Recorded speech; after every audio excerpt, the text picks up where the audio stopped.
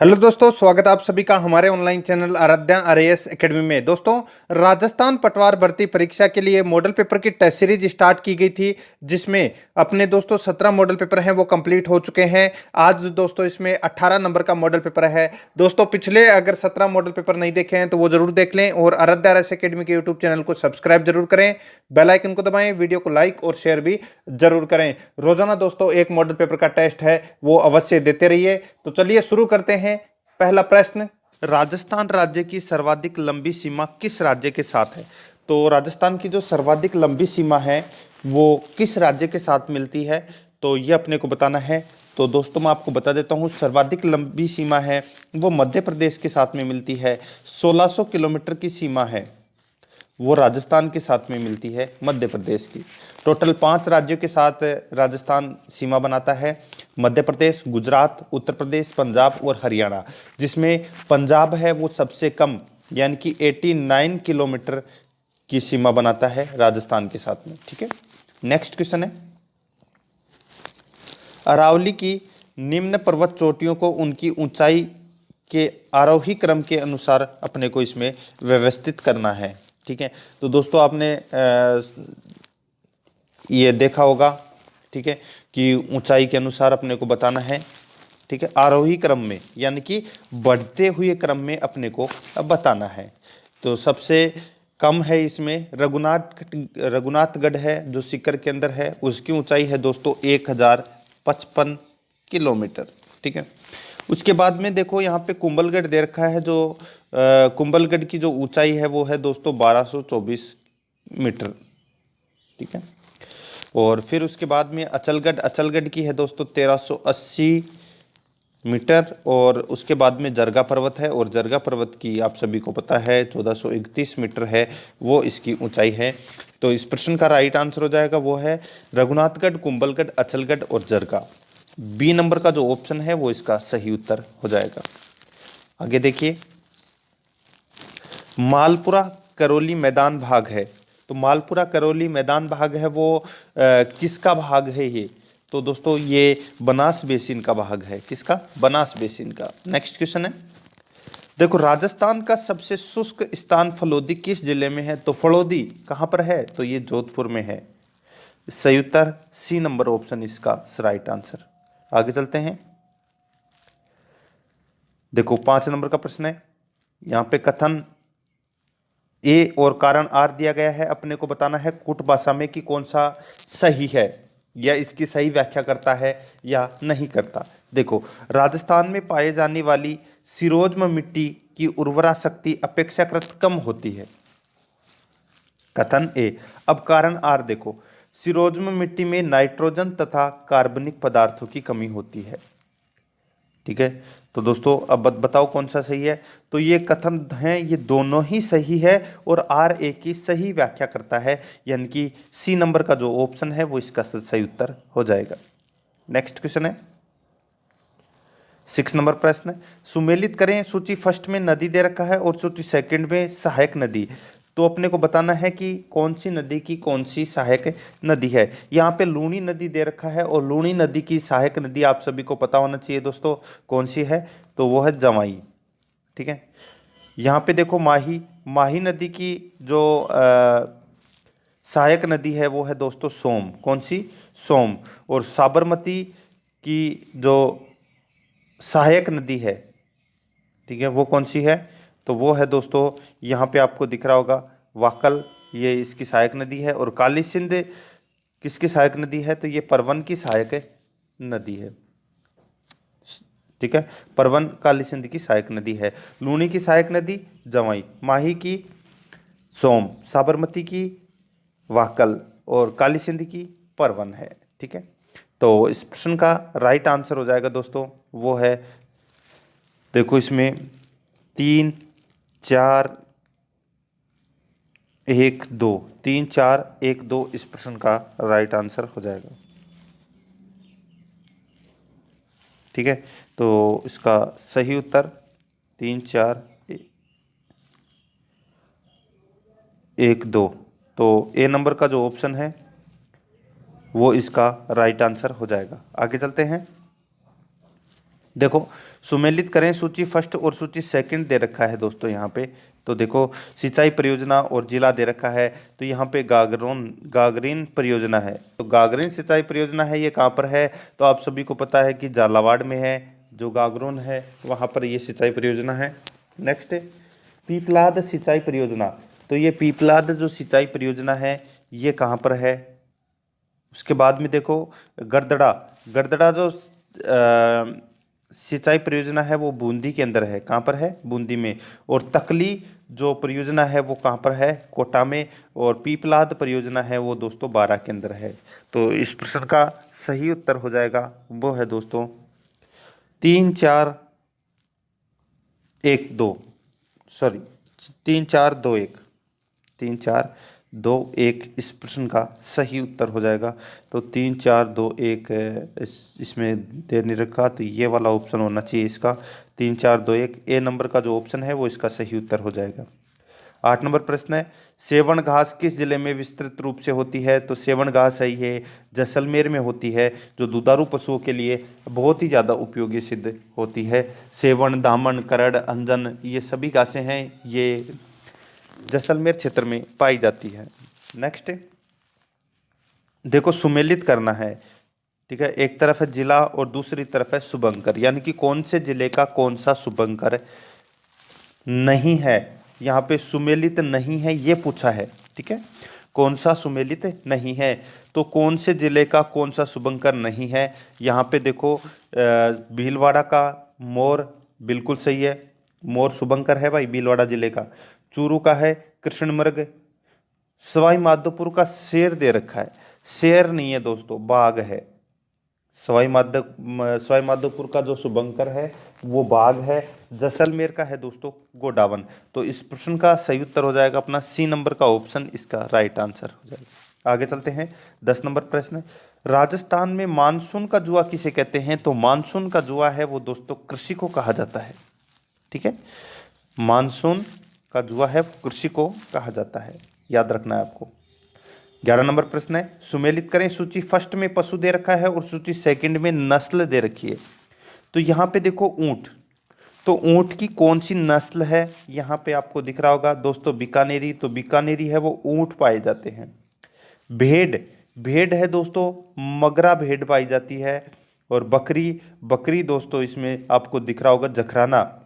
तो ये जकराना है, ये बकरी की नस्ल है।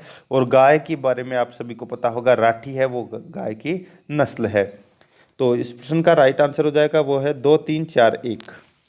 तो यानी कि 2-3-4-1 ए नंबर का जो ऑप्शन है वो इसका सही उत्तर। 12 नंबर प्रश्न है, राजस्थान उत्पादन में अपना एकाधिकार रखता है, तो किस में एकाधिकार रखता है?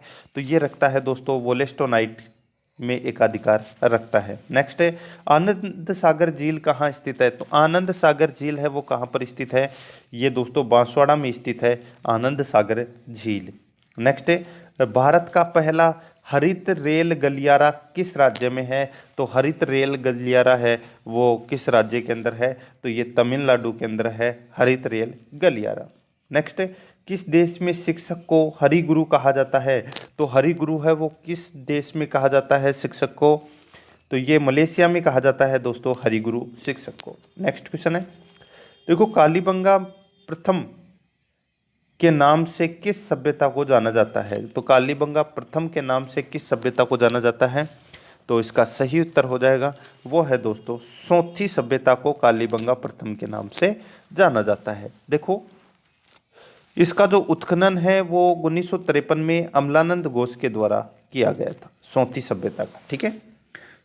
तो राइट आंसर डी नंबर का ऑप्शन सोथी सभ्यता। 17 नंबर प्रश्न है, अभिलेख जो प्राचीन राजस्थान में भागवत संप्रदाय के प्रभाव की पुष्टि करता है। काफ़ी बार परीक्षा में ये प्रश्न पूछा जा चुका है और बहुत ही अच्छा क्वेश्चन है। गोसुंडी अभिलेख है, इसमें दोस्तों भागवत संप्रदाय के प्रभाव की पुष्टि होती है इस अभिलेख में, ठीक है।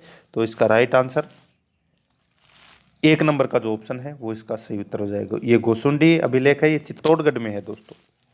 आगे चलते हैं, 18 नंबर प्रश्न, उदय सिंह के साथ चित्तौड़ छोड़ने के पश्चात पन्नाधाय को किस स्थान पर आश्रय प्राप्त हो सका? तो कहाँ पर ये आश्रय प्राप्त हो चुका। तो दोस्तों ये आश्रय है, ये कुंभलगढ़ में प्राप्त हो चुका। ठीक है, कहाँ पर प्राप्त हुआ ये आश्रय?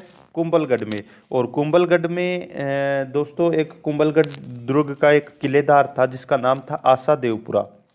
ठीक है, उसके वहां पर इनको शरण मिली थी। सी नंबर का ऑप्शन सही उत्तर। अब देखो राजस्थान में बडार क्या है? तो राजस्थान में बडार है वो क्या है? तो बडार एक सामूहिक प्रतिभोज है। ठीक है, तो विवाह के उपलक्ष्य में दूसरे दिन सामूहिक प्रतिभोज होता है जिसमें वर पक्ष अपने सगे संबंधियों को भोजन करवाता है, उसे ही बडार कहा जाता है। ठीक है, याद रखना है आपको। ए नंबर का ऑप्शन सही उत्तर। आगे चलते हैं, 20 नंबर प्रश्न। रावशाही सिक्के का संबंध किस राज्य से है? तो किस राज्य से है? सही उत्तर हो जाएगा इसका, वो है अलवर से है दोस्तों, रावशाही सिक्कों का संबंध। सी नंबर का ऑप्शन इसका सही उत्तर हो जाएगा। ठीक है, और भी दोस्तों अलवर के काफ़ी सारे सिक्के हैं। ठीक है, अंग्रेजी पाव, आना सिक्का, तो ये सभी हैं, ये अलवर के सिक्के हैं। नेक्स्ट है, देखो तारकिन का दरवाजा राजस्थान के निम्न में से किस जिले में स्थित है? तो ये दोस्तों कौन से जिले में स्थित है? सही उत्तर हो जाएगा इसका, नागौर के अंदर है। ठीक है, देखो इस दरवाजे का निर्माण है वो सुल्तान इल्तुतमिश ने करवाया था, और इसका जीर्णोद्धार है वो मोहम्मद बिन तुगलक ने करवाया। B number option right answer. 22 नंबर प्रश्न है, निम्नलिखित में से कौन सा कालानुक्रम की दृष्टि से सही है? सही बताना है अपने को। 3 शासक दिए गए हैं, जेतर सिंह, तेज सिंह, समर सिंह। ठीक है, तो यही अपना इसमें राइट आंसर हो जाएगा, जेतर सिंह, तेज सिंह, समर सिंह। जेतर सिंह का कार्यकाल दोस्तों 1213 से 1250 तक रहता है, तेज सिंह का 1250 से 1273 तक रहता है, और 1273 से 1301 तक समर सिंह रहता है। तो इसमें सी नंबर का ऑप्शन है वो इसका राइट आंसर हो जाएगा। आगे चलते हैं, ये मेवाड़ के शासक हैं दोस्तों। 23 नंबर प्रश्न है, राजस्थान के स्वतंत्रता सेनानी एवं उनके कार्य क्षेत्र के संबंध में गलत युग्म को पहचानना है कि कौन सा गलत युग्म है इसमें? तो यहाँ पे देखो अर्जुन लाल सेठी का संबंध उदयपुर दे रखा है, यही अपना गलत हो जाएगा। अर्जुन लाल सेठी का जो संबंध है वो जयपुर रियासत से था। ठीक है, जयनारायण व्यास का जोधपुर से, केसरी सिंह बारठ का मेवाड़ से, और गोविंद गिरी का वागड़ से। इस प्रश्न का राइट आंसर हो जाएगा ए नंबर का ऑप्शन, जो कि गलत दिया हुआ है। ठीक है, ये कुछ एक प्रश्न में मिस्टेक हो गई। ठीक है, 25 नंबर प्रश्न में चलते हैं। देखो यहाँ पे सुमेलित करना है, सूची फर्स्ट और सूची सेकंड यहाँ पे दे रखा है। सूची फर्स्ट में लोक देवता और सूची सेकंड में मुख्य तीर्थ स्थल दिया गया है। तो दोस्तों यहाँ पे देखो जो तल्लीनाथ जी हैं, ठीक है, तल्लीनाथ जी का जो मुख्य तीर्थ स्थल है वो कौन सा है? तो सबको पता होना चाहिए दोस्तों, पांचोटा गांव जालोर के अंदर है, पड़ता है वो दोस्तों तल्लीनाथ जी का मुख्य स्थल है। तेजा जी का है दोस्तों परबतसर, जो नागौर में पड़ता है। देवनारायण जी का है दोस्तों आसिंद भीलवाड़ा में, और पाबू जी का है कोलू गांव फड़ौदी के अंदर। ठीक है, तो इस प्रश्न का राइट आंसर हो जाएगा 1 2 4 3, 1 2 4 3, यानी कि कूट भाषा में इसका सही उत्तर हो जाएगा ए नंबर का ऑप्शन 1 2 4 3। आगे चलते हैं, सुमेलित करना है। सूची फर्स्ट में शरीर का अंग दे रखा है और सूची सेकंड में आभूषण दे रखा है। तो दोस्तों क्या करना है? सुमेलित करना है। सिर पर कौन सा आभूषण पहना जाता है? तो मेमंद आभूषण है वो सिर पर पहना जाता है।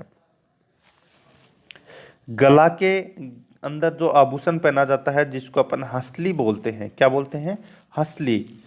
कमर के अंदर दोस्तों कैसे क्या याद रखना है? कमर के अंदर कणकती आभूषण पहना जाता है और पैर के अंदर रिमझोल आभूषण पहना जाता है। इस प्रश्न का राइट आंसर हो जाएगा 4 3 1 2।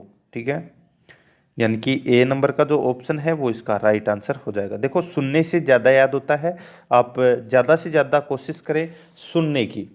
ठीक है, लिखने बैठ जाओगे तो आपका काफ़ी सारा टाइम है वो वेस्ट हो जाएगा। अभी शुरुआत है तो आपको सिर्फ सुनना है, जितनी ज़्यादा कोशिश हो सके सुनने की किया करो। ठीक है। और पूरा का पूरा मॉडल पेपर है वो सुना करो कि प्रश्न क्या बोल रहा है, मैं क्या बोल रहा हूँ, उत्तर क्या बोल रहा है, ठीक है। मॉडल पेपर आपको पूरा देखना है, बीच में मत छोड़ना है, क्योंकि ये सिलेबस के अकॉर्डिंग ही तैयार किया गया है। 27 नंबर प्रश्न है, 10वीं शताब्दी का प्रसिद्ध अंबिका मंदिर है, तो ये कहाँ पर है? ये अंबिका मंदिर ये है दोस्तों जगत में।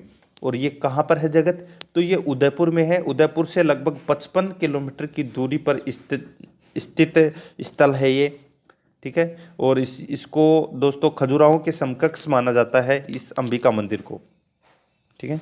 इसका निर्माण है वो नागर शैली में किया गया है। नेक्स्ट है, सन 1973 में भारत सरकार द्वारा राजस्थानी चित्र शैली के किस चित्र पर स्मरणीय डाक टिकट जारी किया गया? तो आप सभी को पता है कि जो बनी ठनी है उसके ऊपर दोस्तों डाक टिकट है वो जारी किया गया था 1973 में, और ये 20 पैसे का डाक टिकट था दोस्तों, ठीक है, याद रखना आप। नेक्स्ट है 29 नंबर प्रश्न है, गलत युग्म को पहचानना है। एक तरफ है साहित्य रचना, दूसरी तरफ है साहित्यकार। तो यहाँ पे देखो जो आपको दिख रहा होगा दोस्तों, बादली, चंद्र प्रकाश देवल, ठीक है। और अपना यही गलत हो जाएगा दोस्तों, चंद्र प्रकाश देवल वाला पहला ही अपना इसमें गलत है। आगे देखो, राधा सत्यप्रकाश जोशी, मेघमाल सुमेर सिंह शेखावत, बाथा में भूगोल हरीश बदानी, ठीक है। बाकी इसमें सही है, लेकिन गलत युग में इसमें बादली है, ठीक है।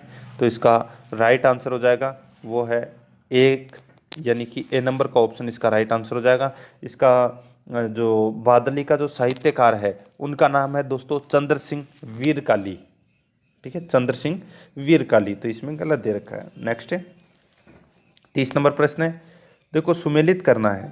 सूची फर्स्ट में हवेली दे रखा है और सूची सेकंड में स्थान, यानी कि अपने को बताना है कि कौन सी हवेली कौन से स्थान पर स्थित है। तो दोस्तों यहाँ पे देखो नथमल की हवेली है वो कहाँ पर है? तो वो सबको पता है दोस्तों, कहाँ पर? जैसलमेर के अंदर है नथमल की हवेली। बागौर की हवेली कहाँ पर है?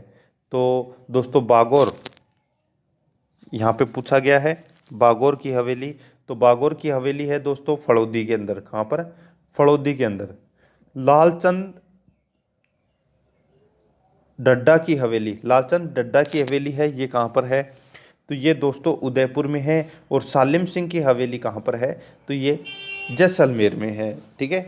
तो नथमल की हवेली जैसलमेर में, बागौर की हवेली फड़ौदी में, लालचंद डड्डा की हवेली उदयपुर में, और सालिम सिंह की हवेली जैसलमेर में। इस प्रश्न का राइट आंसर हो जाएगा 2 4 1 3, 2 4 1 3, यानी कि जो अपना बी नंबर का ऑप्शन है वो राइट आंसर हो जाएगा इसका। 31 नंबर प्रश्न है, राजस्थान में आखिरी बार जब राष्ट्रपति शासन लगाया गया तब यहाँ के राज्यपाल कौन थे? तो राज्यपाल की बात हो रही है दोस्तों, तो राज्यपाल कौन थे? राइट आंसर हो जाएगा इसका वो है एम चन्ना रेड्डी, ठीक है। देखो डॉक्टर एम चन्ना रेड्डी का जो कार्यकाल है वो 5 फरवरी 1992 से दोस्तों 30 मई 1993 तक था, और उसी समय राष्ट्रपति शासन है वो लगाया गया था। नेक्स्ट क्वेश्चन है, श्रीमती वसुंधरा राजे राजस्थान की प्रथम बार मुख्यमंत्री रही। तो प्रथम बार मुख्यमंत्री है वो कब से कब तक रही? तो 2003 से 2008 तक दोस्तों जो मुख्यमंत्री हैं वसुंधरा राजे वो रही थी, प्रथम महिला मुख्यमंत्री थी। राइट आंसर 2003 से 2008 तक। नेक्स्ट, जिला आयोजन समिति में निर्वाचन व पदेन सदस्य कितने होते हैं? तो कितने होते हैं?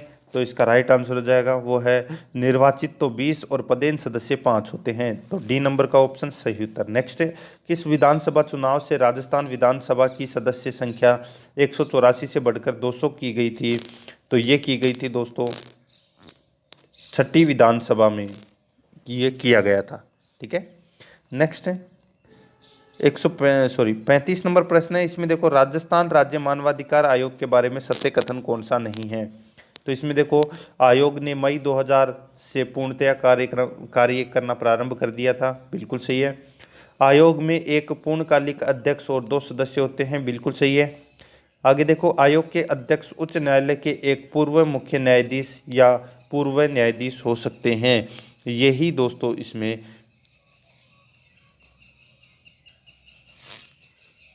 ठीक है। देखो आगे देखो, ये भी कथन सत्य है। आगे देखो, जुलाई 2000 से जुलाई 2005 तक न्यायाधीश एस एस गोदारा आयोग के प्रथम अध्यक्ष रहे। तो दोस्तों इनमें से जो मैंने चार कथन बताए हैं, चारों ही मैंने इसमें सही बताए हैं। तो अब इसमें से गलत कौन सा होगा?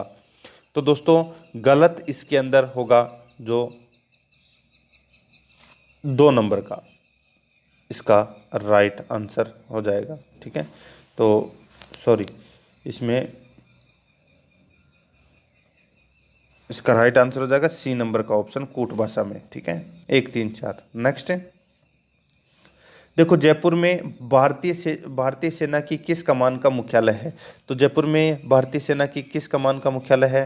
तो वो है दोस्तों दक्षिणी पश्चिमी कमान का मुख्यालय है जयपुर में। नेक्स्ट है, 37 नंबर प्रश्न है, राजस्थान का कौन सा विधानसभा क्षेत्र एक से अधिक जिले में फैला हुआ है?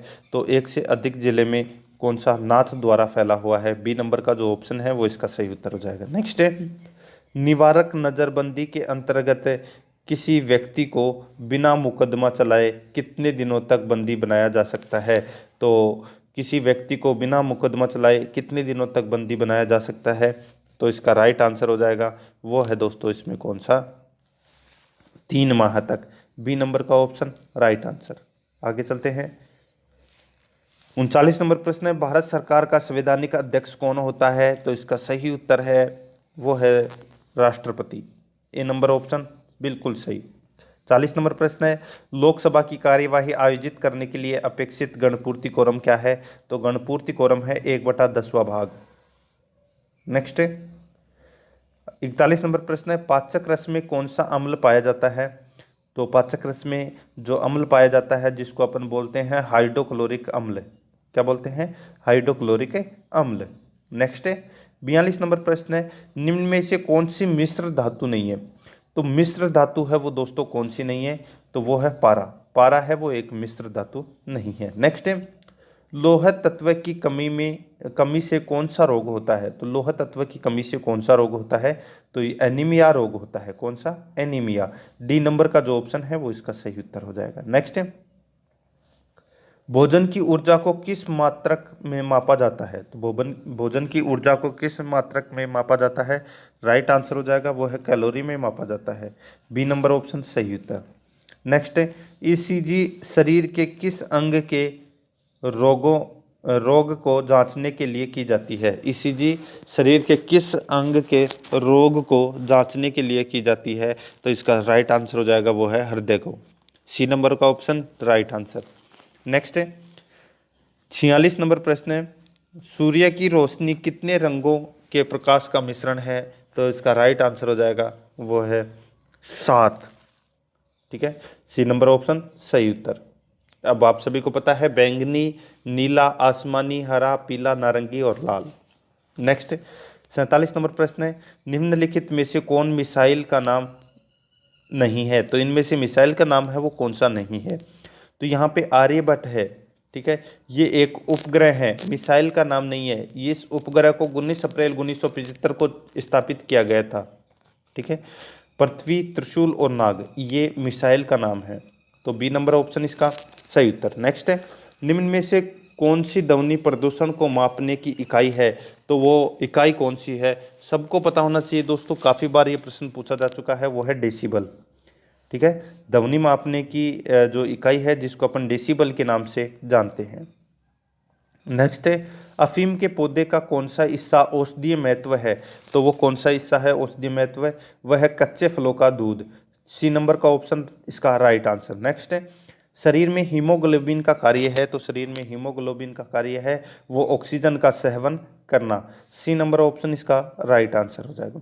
51 नंबर प्रश्न है, हृदय और फेफड़ों की आवाज़ सुनने के लिए डॉक्टर किस यंत्र का प्रयोग करते हैं? तो वो दोस्तों स्टेथोस्कोप का प्रयोग करते हैं। सी नंबर का ऑप्शन इसका राइट आंसर हो जाएगा। 52 नंबर प्रश्न है, बाइसिकल टायर का आविष्कार किसके द्वारा किया गया था?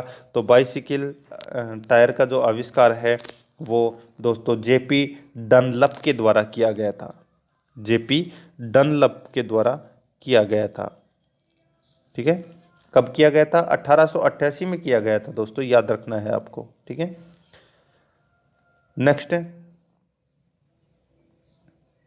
53 नंबर प्रश्न है, चंद्रमा पर उतरने वाला प्रथम मानव था। तो चंद्रमा पर उतरने वाला प्रथम मानव है वो कौन सा था? तो नील आर्मस्ट्रॉन्ग, ये दोस्तों चंद्रमा पर उतरने वाला प्रथम मानव था। नेक्स्ट है, देखो ध्वनि का मात्रक है, तो ध्वनि का मात्रक है वो क्या है? तो अभी थोड़ी देर पहले मैंने आपको बताया था, ध्वनि के मापने की जो इकाई है वो डेसिबल है। नेक्स्ट है, विद्युत मीटर गणक उपयोगिता ऊर्जा बताता है। तो किस में बताता है वो? विद्युत मीटर है वो गणक उपयोगिता ऊर्जा किस में बताता है? तो ये तो दोस्तों आप सभी को पता होना चाहिए, आपके घर पे जो मीटर लगा हुआ है बिजली का, उसमें किस में बताता है उपभोग? तो वो बताता है यूनिट में। ठीक है, ए नंबर का ऑप्शन सही उत्तर। नेक्स्ट, निरापद दिया सलाई का मतलब है। तो निरापद दिया सलाई का जो मतलब है वो क्या है? तो वो है दोस्तों दिया सलाई पर लगे मसाले पर रगड़ने से जले। डी नंबर का जो ऑप्शन है वो इसका सही उत्तर हो जाएगा। 57 नंबर प्रश्न है, प्राकृतिक गैस को द्रव में बदलने हेतु, प्राकृतिक गैस को द्रव में बदलने हेतु दाब देना पड़ता है। बी नंबर का ऑप्शन इसका सही उत्तर। नेक्स्ट है, संतुलित भोजन में कैलोरी की मात्रा होनी चाहिए। तो संतुलित भोजन में कैलोरी की जो मात्रा होनी चाहिए वो कौन कौन सी है? तो वो है दोस्तों 3000। बी नंबर का जो ऑप्शन है वो इसका सही उत्तर हो जाएगा। नेक्स्ट है, पेट्रोलियम में ओलियम कहते हैं। तो पेट्रोलियम में ओलियम है वो किसको कहते हैं? तो वो कहते हैं दोस्तों तेल को कहते हैं। बी नंबर का जो ऑप्शन है वो इसका सही उत्तर हो जाएगा। नेक्स्ट है, पायरिया रोग मुख्यतः संबंधित है। तो पायरिया रोग मुख्यतः दांतों से संबंधित होता है। ठीक है, ये पायरिया रोग है ये दांतों में ही होता है, याद रखना है आपको इस चीज़ को। ठीक है, जिससे मसूड़ों में खून निकलना प्रारंभ हो जाता है। नेक्स्ट है 61 नंबर प्रश्न है, भारत की पहली ट्री एम्बुलेंस का उद्घाटन किस शहर में किया गया था? तो किस शहर में किया गया था? तो ये चेन्नई में किया गया था दोस्तों। ठीक है, और ये 22 मई को जो अंतर्राष्ट्रीय जैव विविधता दिवस हुआ था, इस पर उपराष्ट्रपति वेंकैया नायडू ने दोस्तों ट्री एम्बुलेंस का उद्घाटन किया था। नेक्स्ट है 62 नंबर प्रश्न है, किन दो राज्यों के प्रतिष्ठित कोल्हापुरी चप्पलों को भौगोलिक संकेत जीआई टैग मिला है? तो ये जो जीआई टैग है कोल्हापुरी चप्पलों को, ये दोस्तों किन दो राज्यों की प्रतिष्ठित है? तो इसका राइट आंसर हो जाएगा वो है महाराष्ट्र और तेलंगाना की। ठीक है, तो डी नंबर ऑप्शन इसका सही उत्तर। नेक्स्ट है, हाल ही में किसे दादा साहेब फाल्के पुरस्कार 2019 मिला है? तो इसका सही उत्तर हो जाएगा वो है अमिताभ बच्चन को मिला है दादा साहेब फाल्के पुरस्कार। नेक्स्ट है, आर्थिक रूप से पिछड़े वर्ग को आरक्षण हेतु कौन सा संविधान संशोधन संबंधित है? तो ये जो संविधान संशोधन है आर्थिक रूप से पिछड़े जो अभी लाया गया है ये संविधान संशोधन, तो ये 103वां संविधान संशोधन है। ठीक है, डी नंबर ऑप्शन सही उत्तर। नेक्स्ट है, रॉकेट किस सिद्धांत पर कार्य करता है? तो रॉकेट है वो कौन से सिद्धांत पर कार्य करता है? तो न्यूटन का जो तृतीय नियम है इस पर यह कार्य करता है। ठीक है, ए नंबर ऑप्शन सही उत्तर। नेक्स्ट है, कौन सा जिला इसबगोल उत्पादन के लिए प्रसिद्ध है? तो इसबगोल उत्पादन के लिए कौन सा जिला प्रसिद्ध है? तो सबको पता होना चाहिए दोस्तों, जो जालोर है वो प्रसिद्ध है। बी नंबर का ऑप्शन इसका सही उत्तर। नेक्स्ट है, बंगाल का पहला गवर्नर जनरल था तो कौन था? तो वॉरेन हेस्टिंग था दोस्तों। बी नंबर का ऑप्शन इसका सही उत्तर। नेक्स्ट है, गांधी जी की दांडी यात्रा निम्न में से किसका उदाहरण है? तो ये उदाहरण है दोस्तों सविनय अवज्ञा आंदोलन का उदाहरण है। नेक्स्ट है 69 नंबर प्रश्न है, इसमें देखो राम और श्याम के भागों में 3/2 का अनुपात है। यदि राम का भाग श्याम के भाग से 500 रुपये ज़्यादा हो तो श्याम का भाग कितना है? तो सीधा सा सिंपल सा है, यदि 1 का 500 है, यदि 1 का 500 है तो 3 का कितना हुआ? 1500, 2 का कितना हुआ? 1000। ठीक है, तो सीधा सा सिंपल सा है, इसमें क्या पूछा है कि शाम का भाग कितना है। तो शाम में यहाँ पे 2 दे रखा है, ठीक है। तो 2 दे रखा है तो कितने का हो गया, शाम का कितने का हो गया, 1000 का, ठीक है। तो इस प्रश्न का राइट आंसर हो जाएगा 1000, ठीक है। इसमें क्या पूछा है कि शाम के भाग से 500 रुपये ज़्यादा हैं, यानी कि 1 बराबर कितने आ गया 500 और 2 बराबर 1000, 3 बराबर 1500। नेक्स्ट है 70 नंबर प्रश्न है, यदि 1:b बराबर 4:5 है, b/c बराबर 6:7 है, तो AC का अनुपात क्या होगा, ये अपने को बताना है। तो दोस्तों इसको अपन कैसे सोल्व करेंगे, देखो अपन सबसे पहले A और C लिख लेंगे, ठीक है।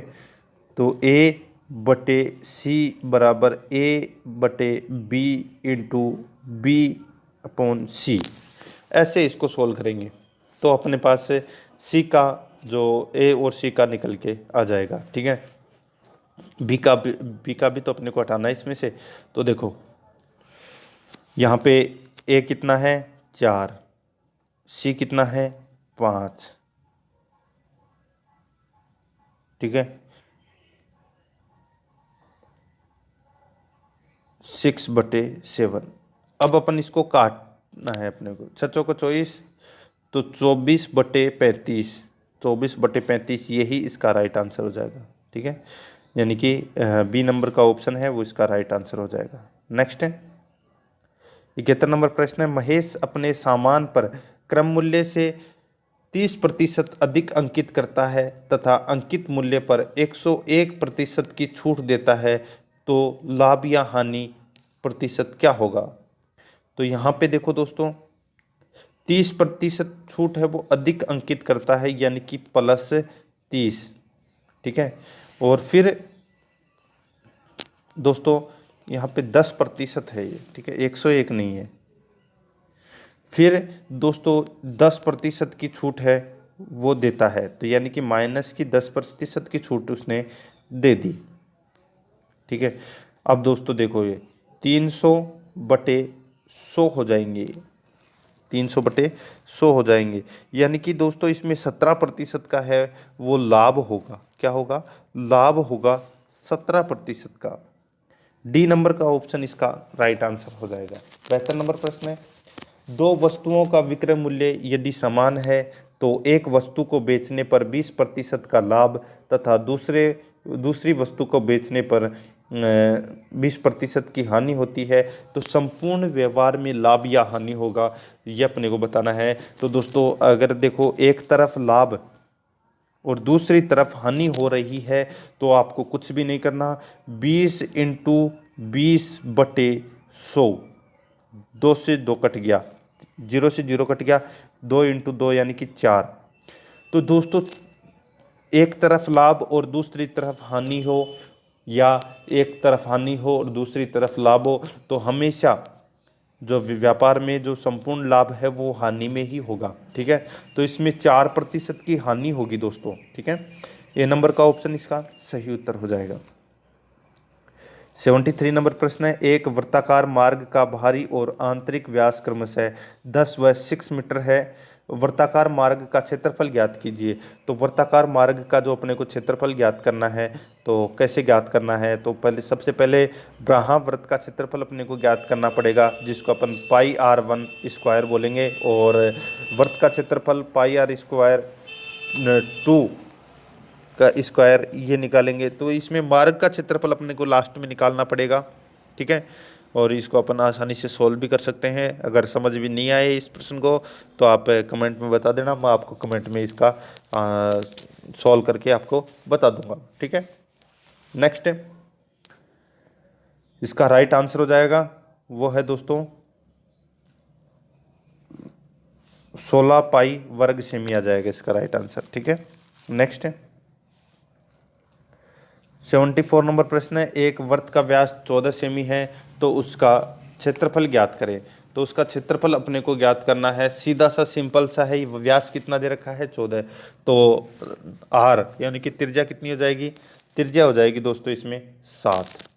तो अपने को क्षेत्रफल निकालना है। क्षेत्रफल का सूत्र होता है पाई आर स्क्वायर। तो पाई का मान कितना होता है 22/7 इंटू आर स्क्वायर यानी कि 7 इंटू 7, 7 से 7 कट गया, 22 इंटू 7 कितने होते हैं 154। तो बी नंबर का ऑप्शन इसका सही उत्तर हो जाएगा।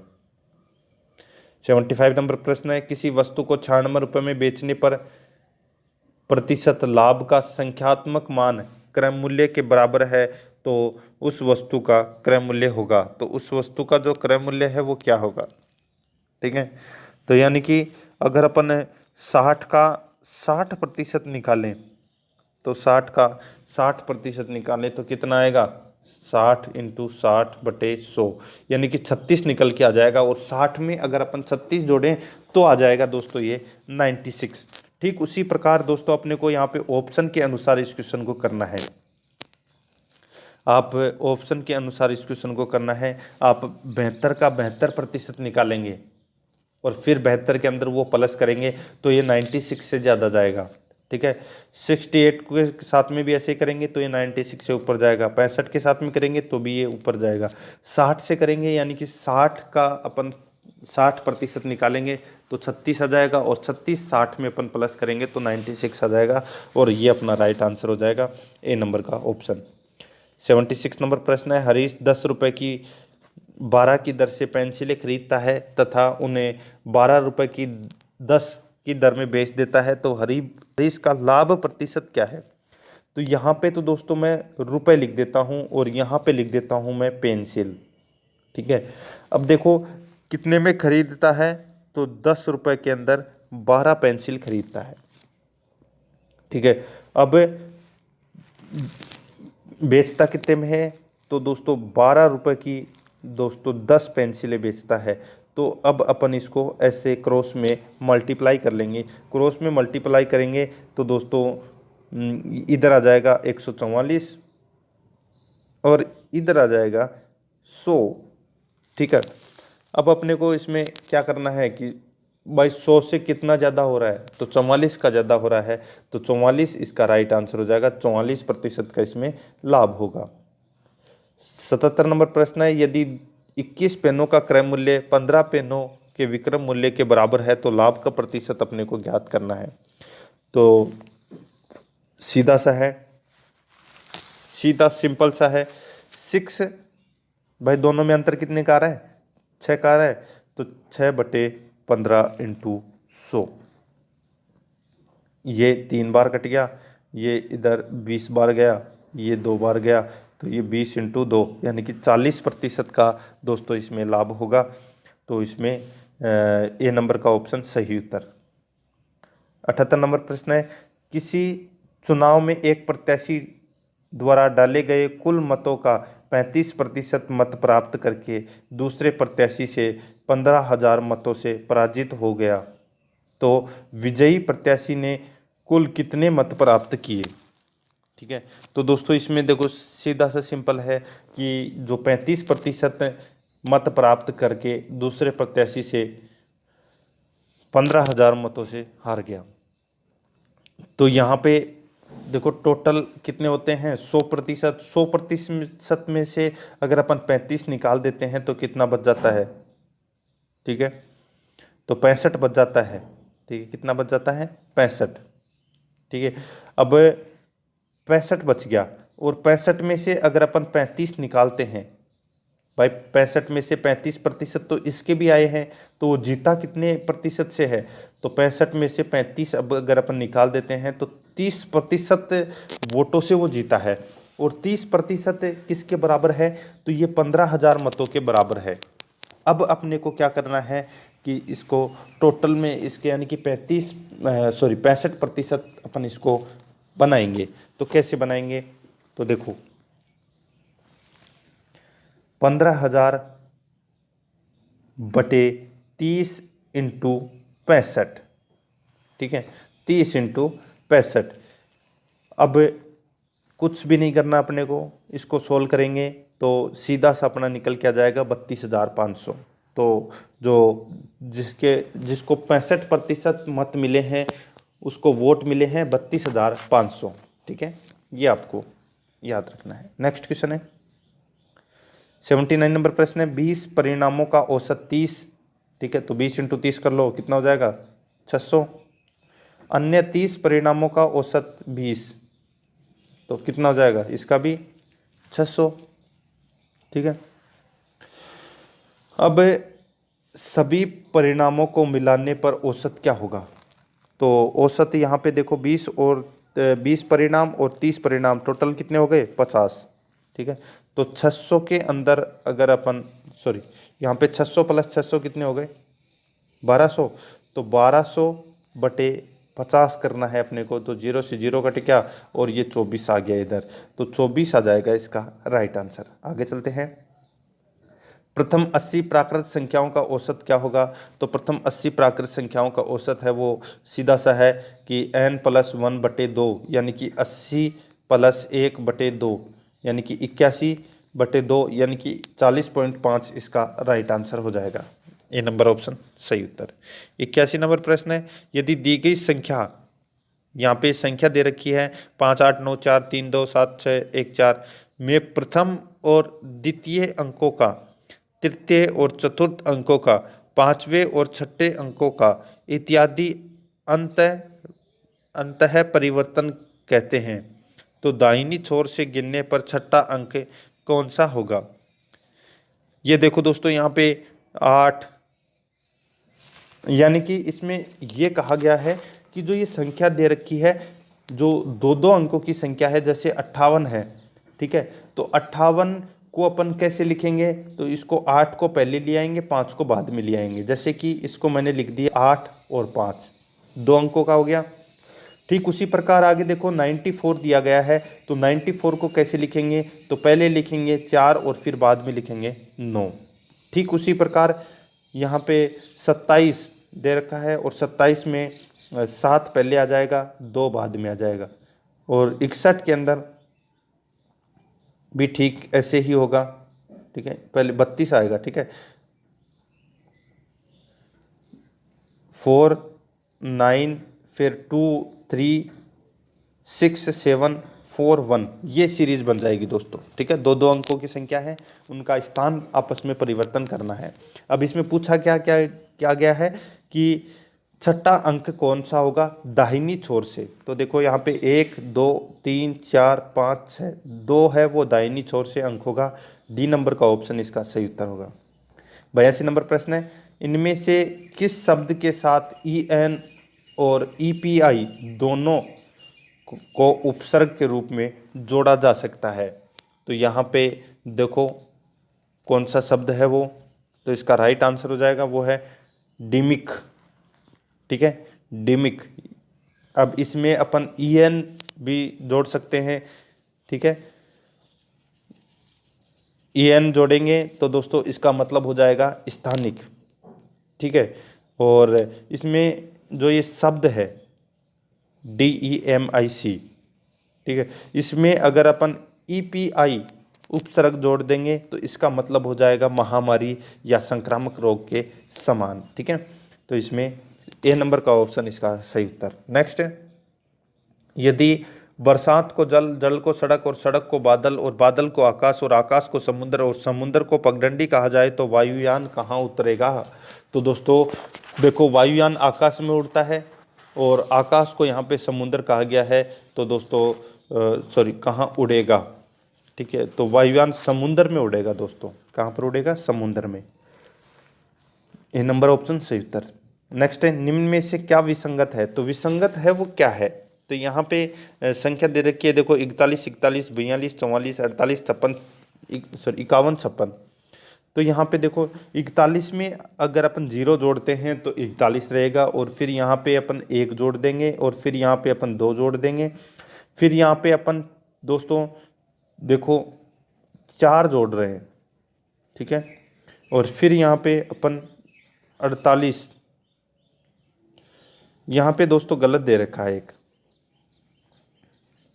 यहाँ पे अपन 2 के बाद में डायरेक्ट यहाँ पे 4 दे रखा है, और यहाँ पे दे रखा है दोस्तों 3, और यहाँ पे दे रखा है 5, यानी कि ये सीरीज चल रही है 0 1 2 3 4 5, तो यहाँ पे 3 आना चाहिए था, यानी कि 44 में अगर अपन 3 जोड़ते हैं तो 47 आना चाहिए था। यहाँ पे दे रखा है 48, तो 48 यहाँ पे गलत संख्या दे रखी है। ए नंबर का ऑप्शन इसका सही उत्तर हो जाएगा। अगर यहाँ पे अपन 47 संख्या लिख देते हैं, उसके बाद में दोस्तों देखो 47 में अगर अपन 4 जोड़ते हैं तो 51, और 51 में 5 जोड़ते हैं तो 56। ठीक है, नेक्स्ट है यहाँ पे देखो प्रोहिबिटेशन को कूट भाषा में दोस्तों ये अंक दिए गए हैं, ये संख्या है, ये इनको कोड दिए गए हैं इनको। अब आगे देखो कूट भाषा में दोस्तों इनहेबिटेशन, ठीक है, को क्या लिखा जाएगा।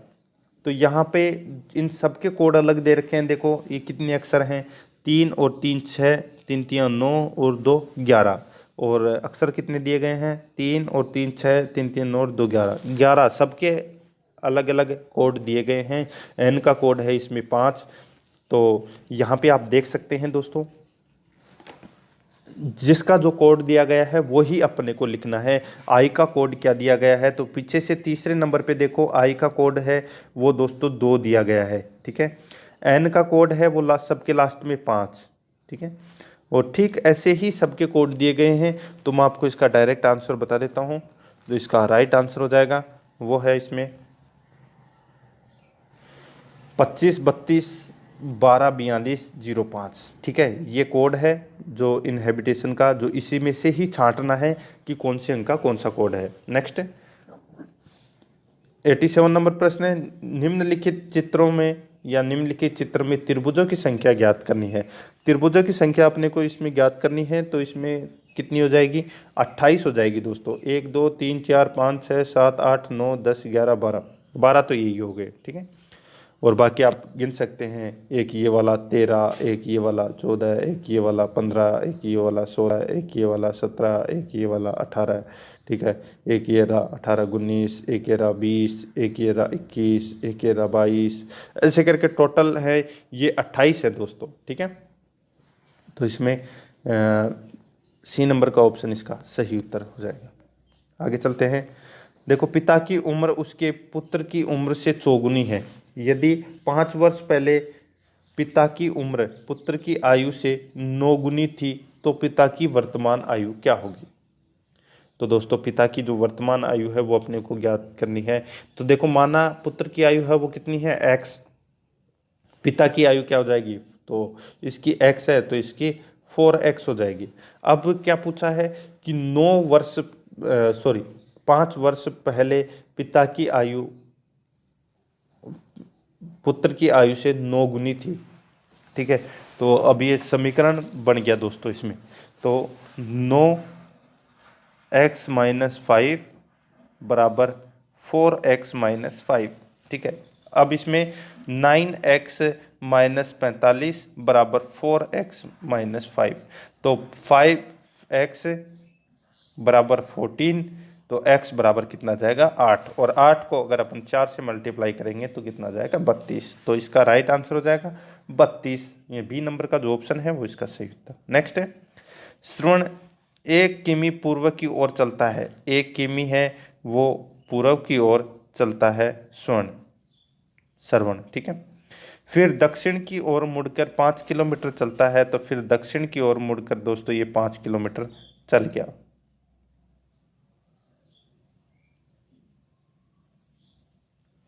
जैसे श्रवण यहाँ से चलता है 1 किलोमीटर और फिर इधर चल के ये 5 किलोमीटर चल जाता है। वापस पूर्व की ओर मुड़कर वो 2 किलोमीटर चलता है, तो वापस वो पूर्व की ओर मुड़ के 2 किलोमीटर चला गया। ठीक है, उसके बाद उत्तर की ओर मुड़कर 9 किलोमीटर चलता है, तो उत्तर की ओर मुड़ के ये 9 किलोमीटर चला गया। तो श्रवण के प्रारंभिक बिंदु से उसके वर्तमान केंद्र की दूरी कितने किलोमीटर की है। तो यहाँ पे दोस्तों आप देख सकते हैं ये जो 9 है अब अपने को निकालना है। सेम टू सेम वही वाला सूत्र हो गया दोस्तों। देखो यहाँ पे कितना दे रखा है, तो 3 हो गया, ये 2 है और ये 1 है। ठीक है, और ये जो 5 की है तो ये कितने की बच गई, 4 की। ठीक है, तो इधर 3 है इधर 4 है, तो ये वाली कितनी होगी, तो रूट निकालना है, तो रूट में मैंने आपको बताया था AE² प्लस ES², यानी कि 3 का स्क्वायर प्लस 4 का स्क्वायर अगर देखेंगे तो दोस्तों 5 का स्क्वायर हो जाएगा 25, और 25 रूट के अंदर होगा, तो 5 सेमी इसकी दूरी होगी विकर्ण की। ठीक है, ए नंबर का ऑप्शन सही उत्तर। 90 नंबर प्रश्न है, कुछ आम मीठे हैं, डोलू एक आम है, कुछ डोलू मीठे हैं, उक्त कथनों के आधार पर कौन सा निष्कर्ष सही नहीं है। तो कौन सा निष्कर्ष है वो सही नहीं है, ये अपने को बताना है। तो देखो, डोलू एक आम है, तो डोलू है वो एक आम है। ठीक है, आम है कौन, डोलू। अब आगे देखो, कुछ डोलू मीठे हैं, तो कुछ डोलू हैं वो मीठे हो जाएंगे, ये वाला बन जाएगा, ये मीठे। तो अब इसमें कुछ मीठी वस्तुएं डोलू हैं, ठीक है, तो ये अपना इसमें गलत हो जाएगा। तो इसमें ए नंबर का ऑप्शन है वो इसका राइट आंसर हो जाएगा। ठीक है, बाकी इसमें तीनों कथन है वो सही है। नेक्स्ट है 91 नंबर प्रश्न है, एक परीक्षा में विद्यार्थियों ने 23% अंक प्राप्त किए तथा 36% अंकों, यानी कि 23% अंक प्राप्त किए तथा 36 अंकों से अनुत्तीर्ण रहा।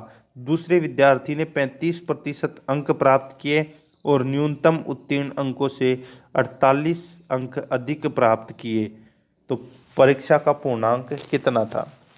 तो यहाँ पे देखो दोस्तों कि अंकों का योग बटे प्रतिशत का अंतर इंटू 100, तो अंकों का योग कितना दे रखा है, यहाँ पे देखो 36 प्लस 48 बटे, अब प्रतिशत का अंतर कितना है, प्रतिशत का अंतर देखो यहाँ पे 23 दे रखा है और यहाँ पे 35 दे रखा है, तो अंतर कितना हो जाएगा, तो ये अंतर हो जाएगा दोस्तों 12 का, और इंटू कितना हो जाएगा 100।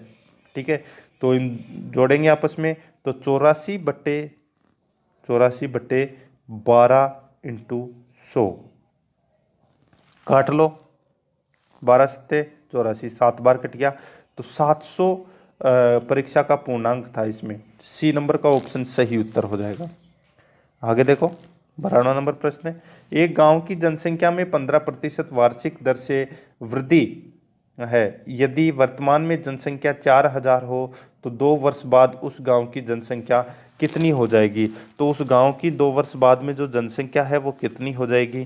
तो यहाँ पे देखो वर्तमान जनसंख्या कितनी है 4000, वृद्धि दर कितनी है 15%, समय कितना है 2 वर्ष, तो 4000 का अपन 15% निकालेंगे तो दोस्तों कितना हो जाएगा, तो 4600 इसमें निकाल लेंगे। ठीक है, एक साल में तो कितना हो जाएगा 4600। ठीक है, और 4600 का है अपन फिर 15% निकालेंगे तो दोस्तों 5290 निकल के आ जाएगा, तो ये इसका राइट आंसर हो जाएगा। नेक्स्ट है 93 नंबर प्रश्न है, चीनी के मूल्य में 25% वृद्धि होने पर गृहिणी चीनी का प्रयोग कितना प्रतिशत कम कर दे कि उसका मानसिक व्यय न बढ़े, कि उसका मानसिक व्यय है वो नहीं बढ़े। तो दोस्तों सीधा सा सिंपल है, वृद्धि बटे 100 प्लस वृद्धि इंटू 100, तो यहाँ पे वृद्धि है वो कितने की कर रहे हैं 25 की। ठीक है, बटे 100 प्लस वृद्धि यानी कि कितने की हुई है 125 की, इंटू 100, काट लो। अब ये कितनी बार कट गया 5 बार, और ये इससे कट गया, तो 20% इसका राइट आंसर आ जाएगा, बी नंबर का ऑप्शन। नेक्स्ट 94 नंबर प्रश्न है, एक पहिया 88 किमी दूरी तय करने में 100 चक्कर लगाता है तो पहिए की त्रिज्या क्या होगी। तो पहिए की त्रिज्या होगी दोस्तों देखो 88 किलोमीटर दूरी तय करने में 100 चक्कर लगाता है तो पहिए की त्रिज्या, तो 1000 चक्करों की दूरी है वो कितनी हो जाएगी, तो वो है दोस्तों 88,000। ठीक है, तो एक चक्कर की दूरी क्या हो जाएगी 88,000 बटे 1000। ठीक है, तो कितना जाएगा 88 मीटर। अब अपने को इसकी परिधि निकालनी है, तो परिधि कैसे निकालेंगे, तो 2πr ये सूत्र होता है। तो क्या करेंगे, तो 2 इंटू 22 बटे 7 इंटू r बराबर 88। अपने को सबसे पहले r निकालनी पड़ेगी अब। ठीक है, इसमें क्या पूछा है कि त्रिज्या पूछी है। ठीक है, अब देखो अब काट पीट लो इसको अपने हिसाब से, ठीक है। 22 चौका 88, तो ये 4 बार कट गया, ठीक है। कितनी बार कट गया? 4 बार। अब देखो 7 चौका 28, 28 में अगर अपन 2 का भाग देंगे तो कितना जाएगा? 14। तो 14 मीटर है वो दोस्तों इसकी त्रिज्या आ जाएगी। सी नंबर का ऑप्शन है वो इसका सही उत्तर हो जाएगा। 95 नंबर प्रश्न है, उस अर्धवृत्त का क्षेत्रफल क्या होगा जिसका व्यास 14 सेमी है? तो अपने को निकालना पड़ेगा। इसमें क्या व्यास दे रखा है 14 सेमी, तो त्रिज्या कितनी हो जाएगी? यहाँ पे 7 हो जाएगी, आधी हो जाएगी, ठीक है। तो अर्धवृत्त का क्षेत्रफल होता है दोस्तों 1/2 पाई आर स्क्वायर, ये सूत्र होता है। तो 1/2 इंटू 22/7 इंटू 7 इंटू 7, काट लो, 7 से 7 कट गया, ठीक है। ये कट गया 11 बार, तो 11 7 77, 77 वर्ग सेमी इसका राइट आंसर हो जाएगा। नेक्स्ट है, आगे देखो, एक वर्गाकार मैदान का क्षेत्रफल 33,800 वर्ग मीटर है, इस वर्ग का विकर्ण क्या होगा? तो इस वर्ग का विकर्ण है वो अपने को ज्ञात करना है। तो देखो वर्गाकार मैदान का क्षेत्रफल कितना दे रखा है? 33,800। तो वर्ग का क्षेत्रफल यानी कि भुजा स्क्वायर, तो भुजा स्क्वायर बराबर कितना हो जाएगा? 33,800। तो देखो ये रूट में चला जाएगा, कौन? 33,800 है, ये रूट में चला जाएगा। तो अगर अपन इसको 00 है तो आगे ले आते हैं, तो 10√338 हो जाएगा, ठीक है।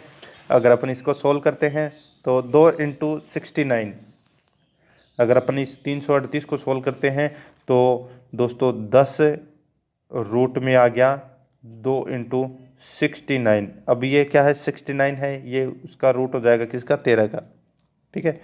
तो आप इसको भी ऐसे भी सोल्व कर सकते हो। इसका राइट आंसर निकल के आ जाएगा, वो है 260 मीटर। ए नंबर का ऑप्शन सही उत्तर है। इतना तो मैंने आपको समझा दिया, अब आगे आप खुद कर लेना। 97 नंबर प्रश्न है, एक चतुर्भुज के एक विकर्ण की लंबाई 20 सेमी है तथा विकर्ण पर डाले गए लंब क्रमशः 8 सेमी तथा 6 सेमी है, तो चतुर्भुज का क्षेत्रफल कितना होगा?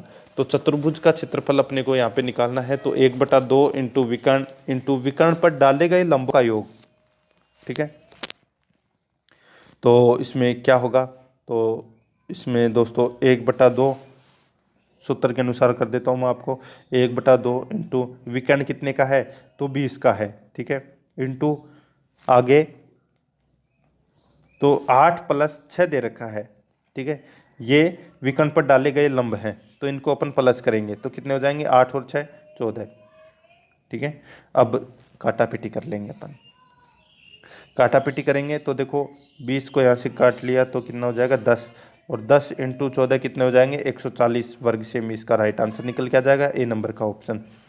98 नंबर प्रश्न है, PQRS 4 लड़कों का औसत बार है वो 46 है, तो 46 इंटू 4 कर देंगे अपन, और उसी के आगे देखो QRST लड़कों का औसत बार है 52, ठीक है। तो इनको क्या करेंगे? आपस में मल्टीप्लाई कर देंगे, तो 52 इंटू 4 तो कितना हो जाएगा? 208, और 46 इंटू 4 कितना होता है? तो इसमें 184 होता है, तो 208 में से 184 माइनस कर दिया तो दोस्तों कितना बच जाएगा? तो 38 बच जाएगा। सॉरी, यहाँ पे P का भार है वो कितना है? 38 है, ठीक है। P का भार कितना है? 38, और अगर अपन इसमें माइनस करते हैं तो 184, 208 में से 184 गए तो कितने बच गए? 24 बच गए।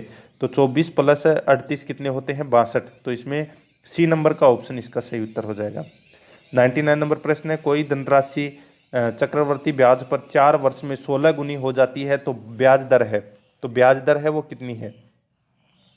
ब्याज दर दोस्तों इसमें पूछी गई है, तो इसका राइट आंसर हो जाएगा 4 वर्ष में 16 गुनी हो जाती है, तो इसमें जो ब्याज दर है वो 100% है। दर कितनी है? 100% है दोस्तों, ए नंबर का ऑप्शन सही उत्तर हो जाएगा। सीधा सा सिंपल सा है। नेक्स्ट है, 5 क्रमागत विषम संख्याओं का औसत है वो 19 है, इनमें से अंतिम संख्या कौन सी है? अंतिम संख्या पूछी गई है, तो 5 संख्याओं का औसत है, तो 19 को अगर अपन 5 से मल्टीप्लाई करते हैं तो कितना आ जाएगा? 95, ठीक है। तो ये 5 विषम संख्याओं का योग है 95। अब देखो वो संख्या कौन कौन सी है जिसको अपन देखें, तो ये अपने को दिमाग से देखना पड़ेगा दोस्तों। ठीक है, आप वैसे करना बैठोगे तो टाइम लग जाएगा इसमें। तो अंतिम संख्या अपने को ऑप्शन में से उठानी है, यानी कि अगर अंतिम संख्या अगर अपन 23 लेते हैं, ठीक है, तो 23 से पहले कौन सी आएगी? 23 से पहले आएगी दोस्तों 21, फिर 19, फिर 17, फिर 15। ठीक है, तो दोस्तों जो विषम संख्या है अगर अपन इनका टोटल करते हैं तो टोटल करेंगे तो देखो यहाँ पे टोटल करेंगे तो 95 आ जाएगा इनका टोटल। ठीक है, तो इसका राइट आंसर हो जाएगा डी नंबर का ऑप्शन। नेक्स्ट है 101 नंबर प्रश्न है, सप्ताह के पहले 4 दिनों का औसत तापमान 38.6 डिग्री सेल्सियस तथा बाद के 4 दिनों का औसत तापमान 40.3 डिग्री सेल्सियस। यदि सप्ताह का औसत तापमान 39.1 डिग्री सेल्सियस हो तो चौथे दिन का तापमान क्या होगा? तो दोस्तों अपने को इसमें कुछ भी नहीं करना, ये देखना है कि प्रथम 4 दिनों का औसत तापमान है वो कितना है, 38.6 डिग्री। तो कुल तापमान कितना हो जाएगा? तो 38.6 डिग्री को अपन 4 से मल्टीप्लाई करेंगे तो कितना आ जाएगा? 154.4 डिग्री सेल्सियस। आगे देखो अंतिम 4 दिनों का औसत तापमान कितना है? तो 40.3 डिग्री सेल्सियस है। इसको अपन 4 से मल्टीप्लाई करेंगे तो कितना जाएगा? तो 161.2 डिग्री सेल्सियस आ जाएगा। अब पूरे सप्ताह का औसत तापमान कितना दे रखा है? तो 39.1 डिग्री सेल्सियस दे रखा है। तो 39.1 डिग्री सेल्सियस को अपन 7 से मल्टीप्लाई करेंगे तो कितना आ जाएगा? तो 273.7 डिग्री सेल्सियस आ जाएगा। अब दोस्तों अपन क्या करेंगे, तो यहाँ पे 154 प्लस 161 ये तो क्या कर लेंगे, प्लस में कर लेंगे। ठीक है, और इनमें से घटा देंगे क्या? 273 घटा देंगे। ठीक है, 273.7 डिग्री सेल्सियस, इसको घटा देंगे तो अपना 41.9 डिग्री सेल्सियस आ जाएगा और यही अपना राइट आंसर होगा। नेक्स्ट 102 नंबर प्रश्न है, कितना धन 2 वर्षों में 4% वार्षिक चक्रवर्ती ब्याज की दर से 1352 रुपये हो जाएगा, ब्याज वार्षिक देय हो। तो यहाँ पे दोस्तों क्या पूछा गया है कि कितना धन 2 वर्षों में 4% वार्षिक चक्रवर्ती ब्याज की दर से 1352 रुपये हो जाएगा। तो यहाँ पे मिश्रधन दे रखा है दोस्तों 1352, दर दे रखी है 4%, समय दे रखा है 2%। ठीक है, सीधा सा सिंपल सा क्वेश्चन है। मिश्रधन वाला सूत्र लगाना है कि मूलधन 1 प्लस दर बटे 100 इंटू 100। ठीक है, सॉरी, तो सीधा सा है। मूलधन अपने को दे रखा है यहाँ पे 1352 बराबर, सॉरी मिश्रधन दे रखा है 1352। अब कुछ नहीं करना, मूलधन अपने को यहाँ पे दे नहीं रखा तो यहाँ पे मूलधन को मैं m लिख देता हूँ और 104/100 इंटू 104/100 ऐसे सोल्व कर लेंगे इसको सोल्व करते ही अपना राइट आंसर निकल के आ जाएगा 1250 रुपये और ये इसका राइट आंसर हो जाएगा। आप ऑप्शन के अनुसार भी उठा के कर सकते हैं। अगर 1204 का अगर अपन 4% निकालते हैं, ठीक है, फिर वो उसमें 1250 में ऐड कर देते हैं और फिर वापस 4% निकालते हैं, फिर उसमें ऐड कर देते हैं तो 1352 आ जाएगा। नेक्स्ट 103 नंबर प्रश्न है, कितने प्रतिशत वार्षिक चक्रवर्ती ब्याज की दर से कोई धन 2 वर्ष में अपने का 36/25 गुना हो जाएगा? तो 36/25 गुना हो जाएगा तो कितने वर्ष में हो जाएगा? तो दोस्तों सॉरी 36/25 गुना हो जाएगा तो इसका राइट आंसर हो जाएगा वो है दोस्तों 20% में। ठीक है, ए नंबर का जो ऑप्शन है वो इसका सही उत्तर हो जाएगा। देखो समय यहाँ पे 2 वर्ष दे रखा है, मूलधन यहाँ पे 25 दे रखा है, मिश्रधन अपने को यहाँ पे 36 दे रखा है। तो ब्याज निकालना है तो 36 माइनस 25 यानी कि ब्याज कितना हो जाएगा? 11 हो जाएगा। ठीक है, अब अपने को इसमें निकालना है, दर अपनी आ जाएगी इसमें 5 यानी कि 5 पे 6 1 का हो रहा है, तो प्रॉफिट कितने का हो रहा है? 1 का, तो यानी कि 20% इसमें दर आ जाएगी। नेक्स्ट देखो, कोई धन साधारण ब्याज पर 10% वार्षिक दर से कितने समय में दोगुना हो जाएगा? तो कितने समय में दोगुना हो जाएगा? तो सीधा सा है, समय यहाँ पे दे रखा है, इसको निकालेंगे तो कैसे निकालेंगे, तो n-1/r इंटू 100, यानी कि 2-1/10 इंटू 100। तो इसमें सीधा सा सिंपल सा है, कितना आ जाएगा, 10 वर्ष आ जाएगा। इसका right answer B number option right answer. आगे देखो 105 नंबर प्रश्न है, सुरेश ने 3200 रुपये 6.5% वार्षिक साधारण ब्याज की दर से उधार दिए, 5 वर्ष बाद उसे ब्याज सहित कितने रुपए प्राप्त होंगे। तो साधारण ब्याज अपने को निकालना है, तो इसका 6.5% आप निकाल लो, ठीक है, और 1 वर्ष का निकाल लो। उसके बाद में दोस्तों इसको मल्टीप्लाई कर देना। जैसे 3200 है तो 32 का 6.5% ब्याज निकालना है 1 साल का, और फिर उसको 5 से मल्टीप्लाई कर देना है। तो इसका राइट आंसर आ जाएगा, वो है दोस्तों, देखो ब्याज तो इसमें 1040 रुपये का होगा, ठीक है, और टोटल इसमें रुपये हो जाएंगे वो है 4340 रुपये, सॉरी 4240 रुपये। इसका राइट आंसर आ जाएंगे सी नंबर ऑप्शन सही उत्तर। नेक्स्ट है 106 नंबर प्रश्न है, कितने समय में 5000 रुपये का 10% प्रतिवर्ष साधारण ब्याज की दर से 1000 रुपये हो जाएगा।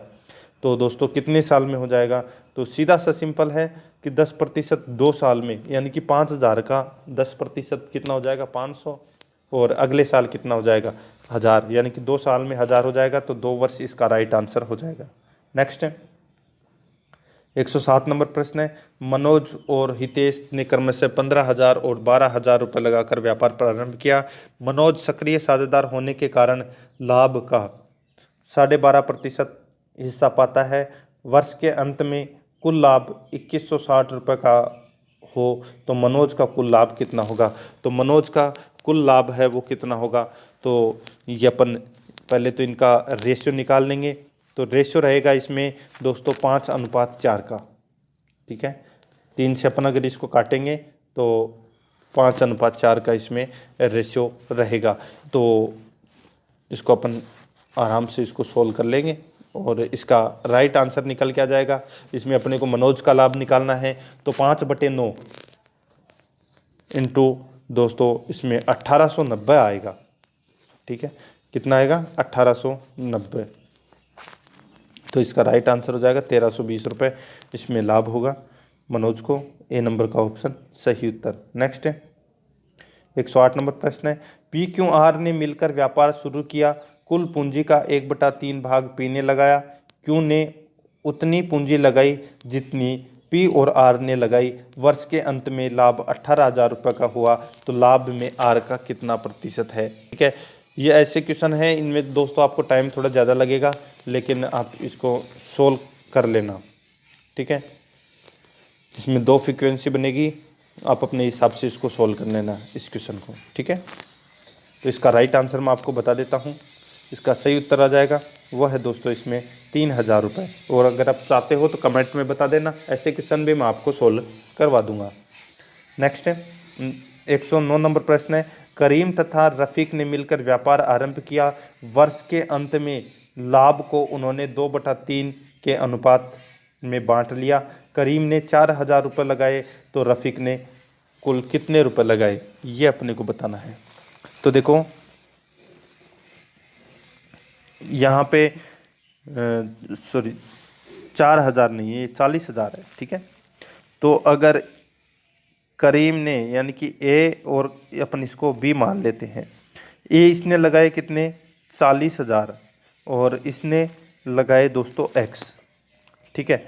तो 40, अब फ्रीक्वेंसी बनेगी दोस्तों यहाँ पे, ठीक है। अनुपात दे रखा है दोस्तों यहाँ पे 2:3 का, तो क्या बनेगी, तो 40,000 अनुपात एक्स समानुपात 2:3।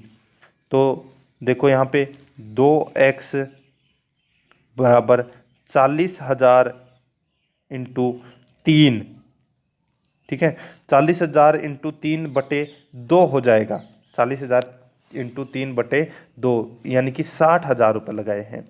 और सीधा सा आप वैसे भी देख सकते हैं कि 2 दे रखा है यहाँ पे, है ना, 2 का मतलब कितना हो गया, तो 1 का मतलब कितना हुआ, तो 20,000 हुआ, और 2 का मतलब कितना हुआ 40,000, तो और 3 का मतलब कितना हुआ 60,000। तो आप डायरेक्ट इसको वैसे भी सोल्व कर सकते हैं, डी नंबर का ऑप्शन इसका सही उत्तर। 110 नंबर प्रश्न है, 1/63 अनुपात 1/21 समानुपात x अनुपात 1/x हो तो x का मान कितना होगा। तो x का मान है वो अपने को यहाँ पे ज्ञात करना है।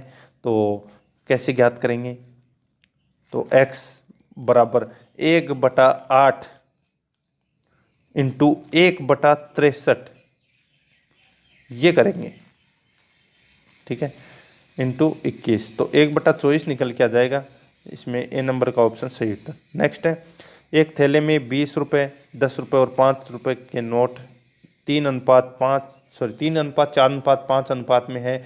यदि थैले में कुल धन 1000 रुपये हो तो 5 रुपये के नोटों की संख्या कितनी होगी। तो यहाँ पे देखो दोस्तों, 20 रुपये लिख दो, यहाँ पे इधर लिख दो 10 रुपये और इधर लिख दो 5 रुपये। अनुपात कितना दे रखा है, 3, 4 और 5। तो 20 को 3 से मल्टीप्लाई कर लो तो कितना आ जाएगा, 60, इसको 40 और इसको 25, ठीक है। तो जोड़ लेंगे तीनों को तो कितना हो जाएगा, 125, ठीक है। 125 आ गए। अब 1000 में इसका भाग दे देंगे तो कितना आ जाएगा, 8, और 8 को दोस्तों अपन 5 से मल्टीप्लाई कर लेंगे तो कितना आ जाएगा, 40। तो 40 नोट होंगे इसमें। तो बी नंबर का ऑप्शन सही उत्तर। 112 नंबर प्रश्न है, 400 रुपये को P तथा Q के बीच 3:5 के अनुपात में बांटा जाता है। P के भाग व Q के भाग में कितना अंतर है। तो P के भाग और Q के भाग में कितने का अंतर है। तो यहाँ पे देखो कुल राशि कितनी दे रखी है, 400 रुपये दे रखी है, ठीक है। तो P अनुपात Q अपन लिख देंगे तो अनुपात कितना दे रखा है, 3:5, ठीक है। तो 8 बराबर कितना हो गया, 400। 8 बराबर कितना हो गया, 400, ठीक है। तो दोस्तों 1 बराबर कितना होगा, 50, और 2 बराबर कितना होगा। इन दोनों का अंतर पूछा है तो यहाँ पे 5 में से अगर 3 गए तो कितना बच गए, 2। तो 1 बराबर कितना, 50, तो 2 बराबर कितना हो जाएगा, 100। तो इसमें डी नंबर का ऑप्शन सही उत्तर। नेक्स्ट है, दशमलव संख्या का आधार है। तो दशमलव संख्या का जो आधार है वो कितना है, तो वो है दोस्तों 10, ठीक है।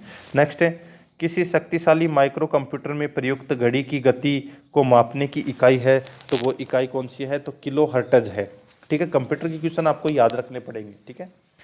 सी नंबर का ऑप्शन सही उत्तर। 115 नंबर प्रश्न है, कंप्यूटर का एक एरिया जो प्रोसेस होने वाले डाटा को अस्थायी रूप से होल्ड करता है उसको दोस्तों मेमोरी कहते हैं। बी नंबर ऑप्शन सही उत्तर। नेक्स्ट है, मोडेम किसके साथ कनेक्ट किया जाता है। तो मोडेम है वो फोन लाइन के साथ में कनेक्ट किया जाता है। नेक्स्ट है, 117 नंबर प्रश्न है, किसी डॉक्यूमेंट को एडिट करने के लिए उसे बनाने के बाद पढ़ना और फिर से दोस्तों गलतियों को ठीक करना होता है, ठीक है। डी नंबर का ऑप्शन सही उत्तर। 118 नंबर प्रश्न है, टेक्स्ट और अन्य डाटा को किस टेम्परेरी एरिया में स्टोर किया जाता है और बाद में किसी दूसरी जगह पर पेस्ट किया जाता है, उसको दोस्तों क्लिप बोर्ड बोलते हैं। ए नंबर का ऑप्शन सही उत्तर। आगे चलते हैं, 119 नंबर प्रश्न है, किसी कंप्यूटर प्रणाली में हार्डवेयर और यूजर प्रोग्राम के मध्य नाम की एक परत होती है, उस परत को दोस्तों अपन ऑपरेटिंग सिस्टम बोलते हैं। सी नंबर का ऑप्शन सही उत्तर। नेक्स्ट है, कंप्यूटर का पितामह किसे कहा जाता है। तो कंप्यूटर का पितामह है वो दोस्तों चार्ल्स बेबेज को कहा जाता है। सी नंबर का ऑप्शन इसका राइट आंसर हो जाएगा। नेक्स्ट है, अंडू ऑपरेशन किन चीज़ के द्वारा संपादित होता है। तो किस चीज़ के द्वारा संपादित होता है, तो वो शॉर्टकट की क्या है, वो शॉर्टकट ही कंट्रोल जेड, ठीक है, जिसको अपन अंडू के नाम से जानते हैं। नेक्स्ट है, स्लाइड शो के लिए संक्षिप्त कुंजी है। तो वो कुंजी है दोस्तों F5। F5 दबाएंगे तो दोस्तों स्लाइड शुरू हो जाएगी। नेक्स्ट है, PCM एक उदाहरण है। तो PCM एक उदाहरण है, तो ये किसका उदाहरण है, तो ये दोस्तों एनालॉग टू डिजिटल का उदाहरण है। डी नंबर का ऑप्शन सही उत्तर। नेक्स्ट है, इसमें देखो किसका अर्थ है, किसका अर्थ है कि डाटाबेस में रजा डाटा, किसका अर्थ है कि डाटाबेस में रजा डाटा एक्यूरेट और रिलायबल है, तो इसका सही उत्तर हो जाएगा वो है दोस्तों इसमें data integrity. B number option सही उत्तर। नेक्स्ट है www का पूरा नाम क्या है, तो वर्ल्ड वाइड वेब, तो इसका सही उत्तर हो जाएगा बी नंबर का ऑप्शन सही उत्तर। नेक्स्ट है सीपीयू का पूर्ण रूप क्या है, तो कंट्रोल प्रोसेसिंग यूनिट। सीपीयू का पूरा नाम क्या है, control processing unit, sorry central processing unit, control नहीं, सेंट्रल प्रोसेसिंग यूनिट, तो इसमें बी नंबर का ऑप्शन सही उत्तर। नेक्स्ट है आउटपुट क्या होता है, आउटपुट क्या होता है जो प्रोसेसर यूजर को देता है, ठीक है, तो इसमें सी नंबर ऑप्शन सही उत्तर। नेक्स्ट है दो या अधिक सेल्स को एक सिंगल सेल में कंबाइन करने को क्या क्या क्या कहते हैं, तो मर्जिंग कहते हैं। क्या कहते हैं, मर्जिंग कहते हैं। नेक्स्ट है उत्कृष्ट का सही संधि विच्छेद है, तो क्या है, तो उत्कृष्ट, उत्कृष्ट प्लस तय, ये इसका सही संधि विच्छेद है, ए नंबर का ऑप्शन सही उत्तर। नेक्स्ट है अंधकूप शब्द में समास है, तो अंधकूप शब्द में समास है वो कौन सा है, तो वो है दोस्तों कर्मधारय समास, ए नंबर का ऑप्शन इसका सही उत्तर हो जाएगा। नेक्स्ट है लुहार में लगा प्रत्यय बताइए, तो लुहार में कौन सा प्रत्यय लगता है, तो इसमें दोस्तों आर प्रत्यय लगता है, ए नंबर का ऑप्शन राइट आंसर हो जाएगा। नेक्स्ट है बगुला बादल का युग्म शब्द है, तो वो शब्द कौन सा है, तो वो शब्द जिसको अपन बोलते हैं ब्लाक और ब्लाहक, ठीक है, तो इसमें ए नंबर ऑप्शन सही उत्तर। नेक्स्ट है नख शब्द का प्रतिलोम है, तो नख शब्द का जो प्रतिलोम है वो क्या है, तो वो है सिख। नेक्स्ट है पुलिन का पर्यायवाची शब्द होगा, तो पुलिन का जो पर्यायवाची शब्द है वो कौन सा होगा, तो वो होगा दोस्तों तीर, A number option right answer. Next है देख इसमें देखो आतिथ्य, आतिथ्य का जो आतिथ्य का मतलब क्या होता है, तो इसका मतलब हो जाएगा दोस्तों अतिथि की सेवा करने का भाव। नेक्स्ट है निम्न में से अशुद्ध शब्द बताइए, तो अशुद्ध शब्द है वो कौन सा हो जाएगा, देखो पुनर्विवाह है, ये एक अशुद्ध शब्द है। नेक्स्ट है फूलों की माला बनाओ वाक्य में अशुद्धि है, तो इसमें कौन सी अशुद्धि है, इसमें अशुद्धि हो जाएगी दोस्तों पदक्रम की, यहाँ पे अशुद्धि है, ठीक है। नेक्स्ट है जैसे फूलों की एक माला बनाओ, ठीक है, पदक्रम की इसमें अशुद्धि है। नेक्स्ट है चांदी काटना मुहावरे का अर्थ होगा, तो इसका अर्थ होगा दोस्तों बहुत धन कमाना, A number option right answer. Next है इमली के पात पर बारात का डेरा लोकोक्ति का अर्थ है, तो इस लोकोक्ति का अर्थ हो जाएगा थोड़े साधन बड़ी बातें, ए नंबर का ऑप्शन सही उत्तर। नेक्स्ट है देखो कॉन्फिस्केट का सही हिंदी शब्द है, तो इसका सही हिंदी शब्द हो जाएगा दोस्तों वो है जब्त करना। क्या हो जाएगा, जब्त करना, ठीक है। ये देखो अब पैसेज आ गया, इसमें 4 क्वेश्चन आएंगे पैसेज से संबंधित, आप पैसेज पढ़ सकते हैं वीडियो स्टॉप करके, फिर उसके बाद में दोस्तों 4 क्वेश्चन आपको पूछे जाएंगे, ठीक है। देखो इसमें अकॉर्डिंग टू द राइटर, ठीक है, according to the writer the way could not be reached by boat because, ठीक है, ऐसे क्वेश्चन पूछे जाएंगे। तो ऐसे क्वेश्चन का 4 क्वेश्चन आएंगे ऐसे, तो आप इनके आंसर कमेंट में बताना अगर आपने पढ़ लो तो, ठीक है। वीडियो स्टॉप करके एक एक क्वेश्चन सॉल्व करते जाना, ठीक है, ऐसे क्वेश्चन आएंगे आप। और फिर दोस्तों उसके बाद में एरर से संबंधित क्वेश्चन आएंगे, ठीक है, और एरर के बाद में दोस्तों ये कुछ 4-5 क्वेश्चन आएंगे, टोटल 10 क्वेश्चन आएंगे इससे, ठीक है। और ये अब आगे एंटोनियम और सिनोनियम के क्वेश्चन आ गए, ठीक है। और लास्ट का है दोस्तों एक आइडम और फ्रेज का क्वेश्चन आया है, कुक एंड बुल स्टोरी, ठीक है, इसको अपन क्या बोलते हैं, तो इसको अपन दोस्तों क्या बोलेंगे, तो एब्सर्ड स्टोरी, ठीक है। सी नंबर का ऑप्शन इसका राइट आंसर हो जाएगा। तो दोस्तों ये हो गया आज का अपना जो 18 नंबर का मॉडल पेपर है वो समाप्त हो चुका है। आराध्या आरएस एकेडमी के यूट्यूब चैनल को सब्सक्राइब जरूर करें, बेल आइकन को दबाएं, वीडियो को लाइक और शेयर जरूर करें। मिलते हैं दोस्तों नेक्स्ट वीडियो में। जय हिंद, जय भारत।